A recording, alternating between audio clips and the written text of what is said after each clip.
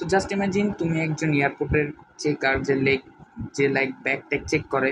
So যখনই তুমি একদিন চেক করতেছো তখন দেখতে পারো যে একটা টেরোরিস্ট লিটারালি বোম নিয়ে যেতেছিল।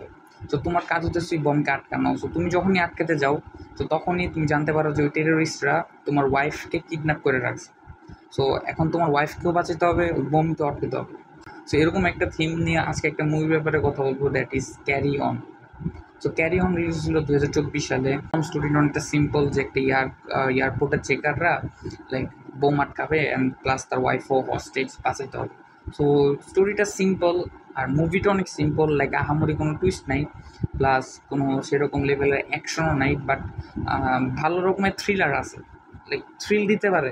আমার মতে মুভিটা লাইক ওয়ান টাইম ওয়াচেবল। একটু বোর ফিল লাগতে পারে সবার কাছে, কজ সেরকম কোনো লেভেলের কিছু হয় না, কিন্তু লাইক ওই যে থ্রিলটা থাকে যে আসলে কীভাবে বোনটা বাঁচায় এইসব দেখানো, দেন হতেছে লাইক ওয়াইফকে কী বাঁচাতে পারবে নাকি।